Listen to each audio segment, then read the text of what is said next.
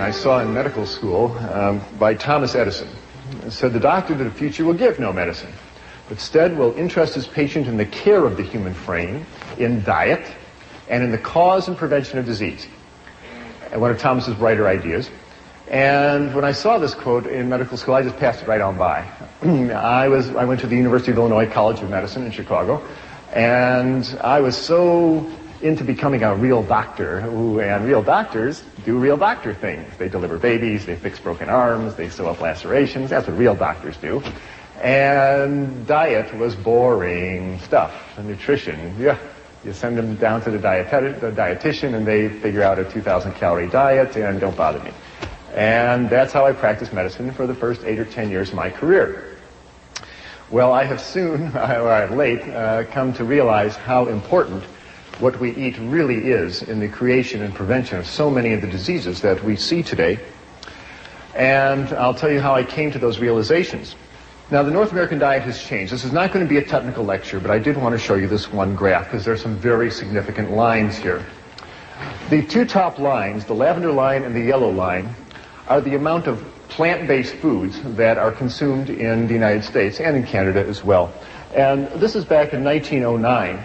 You can see we were eating a lot of grain products. We were eating almost 300 pounds of wheat and barley and other grain products, and almost 200 pounds of potatoes a year. Look what happened in the intervening 85 years. Our consumption of wheat and grain products have fallen to half of their 1909 level, and our potato consumption has fallen to half of their 1909 level. Look what happened to the amount of flesh foods that we are eating. The amount of milk we consume has more than doubled. Our beef consumption's gone up by 50%, and our chicken consumption's gone up by 280%. We are eating a tremendous amount of animal flesh, and we have essentially exchanged a plant-based diet for a meat-based diet. And the results have been just disastrous for both our health and the environment. Consider how much animal flesh most North Americans eat. In their lifetime, the average meat-eating American is going to eat 15 cows. Going to eat 24 hogs, eat 12 sheep. She will eat 900 chickens and 1,000 pounds of assorted animals that either swam in the water or flew in the air. That is a tremendous amount of animal flesh to be pouring through the human bloodstream year after year. No wonder we wind up with clogged arteries and high blood pressure and cancers and a lot of other diseases, and I'll show you how those two are related.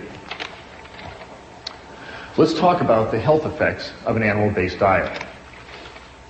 Here it is, the great American dietary catastrophe in all its glory. I grew up thinking this is good food. What's for lunch, Mom? Oh, I got something good for you, son, she'd say. And she would give me some food like this. And my mother didn't know, and your mother didn't know. They didn't know that the sausages and the eggs and the ham were just loaded with fat and cholesterol. And this is a coronary artery thrombosis waiting for some place to happen. Now, what is the effect on your body when you eat food like this? Well, the effect was brought out very dramatically to me about 10 years ago. I was on the cardiovascular anesthesia service. That's the service that deals with people's hearts and blood vessels. And like all good anesthesia residents, I was making my rounds one evening to see my patients for next morning's surgery. And the last patient I was seeing, I pulled back the curtain, and there was Mr. Phillips. Nice fella. But he was just huge. He weighed 290 pounds, and he was booked for a 4-vessel coronary artery bypass procedure. He weighed 290 pounds. 290 was also his systolic blood pressure. It was also his cholesterol level. It was also his blood sugar level. I called him Mr. 290. Nice guy, but really clogged up in his arteries. And because it was late at night, it was too late to call the blood drawing technician up to draw his blood test, I drew his preoperative blood work into a glass tube, and I put it out at the nurse's station, and later I came by to pick up the blood tube and take it down to the laboratory, and when I looked at the tube of blood, I couldn't believe my eyes. When you draw blood into a glass tube and let it sit there for an hour, it separates out into two parts, and the red clot settles to the bottom, and the liquid part of the blood, the serum, rises up to the top.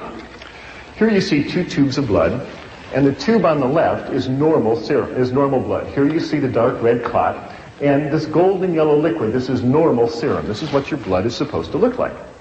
But I looked at Mr. Phillips' tube, and it was just shocking. The serum floating in his tube was thick and greasy white. It looked like Elmer's glue. It stuck to the sides of the tube when I shook it. I went back into the room. I said, Mr. Phillips, did you eat before you came to the hospital? He said, yes. I said, what did you have? He said, I had a double cheeseburger and a milkshake. And when he said that, I realized what I was looking at was all the fat in the beef burger, and the butter fat, and the cheese, and the butter fat, and the ice cream, and the butter fat, and the milk had oozed out into his blood and turned his blood fatty. It's a well-known clinical phenomenon. It's called lipemia, and it happens every time you eat a fatty meal. You turn your blood fatty, and your blood stays this way for 4 hours until your liver can clear it out of the bloodstream. If you are like most North Americans and eat bacon and eggs for breakfast and a cheeseburger for lunch and fried chicken for dinner and ice cream for dessert, you're keeping your blood fatty all day. The stuff never clears out of the bloodstream. You keep your blood fatty for 40 years, 50 years, 60 years. What do you think is going to happen to the arteries carrying all that fat? I will show you what happens to the arteries carrying all that fat in a few minutes, but it's a disaster. There's a lot of fat in the North American diet, and it's hidden in most foods. You can see the fat around a T-bone steak, but most of the fat is in the muscle of the animal, and it's hidden in the dairy products. And most of the folks who present food to us don't want us to think about the fat, especially the fast food industry. They really don't want you to think about how much fat is in their burgers and hot dogs, except one chain of fast food restaurants in Los Angeles. There is one burger chain that is very forthright about the reality of the fat content of their diet, and they come right out and tell you clearly on their marquee about the product that they're selling. Now, if you stood outside the exit door of this restaurant or McDonald's or any other fast food restaurant where people are shoveling in their cheeseburgers, if you stood at the exit door with a needle and a syringe in your hand and drew blood on the people walking out the exit door, what you would see is most of the blood would be as fatty as Mr. Phillips' blood tube.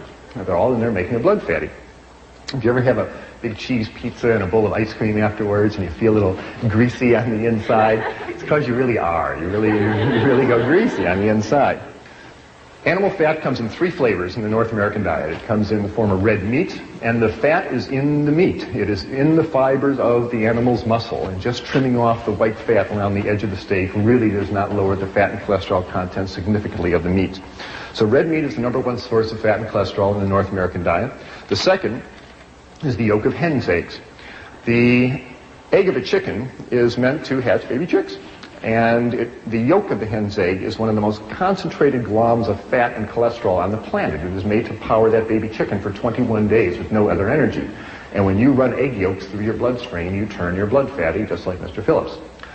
And the third source of fat in the North American diet comes from that white fluid that comes out of the udder of a cow. Now, cow's milk is a high-fat fluid exquisitely designed for turning a 65-pound calf into a 400-pound cow in a year. That is what cow's milk is for.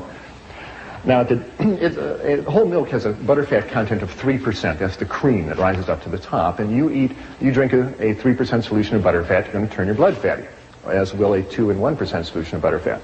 But at the dairy, the butterfat is skimmed off and they concentrate it into huge vats, half the size of this room.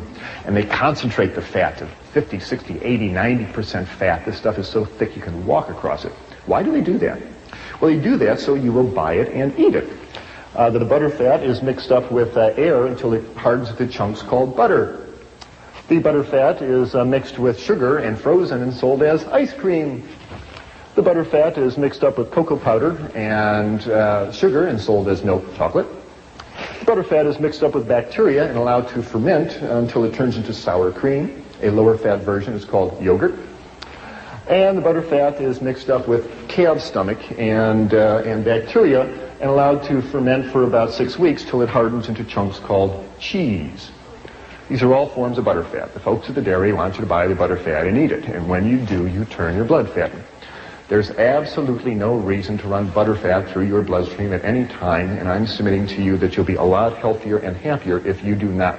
Cow's milk is for baby calves. You have no more need of cow's milk than you do giraffe milk or horse milk or rat milk.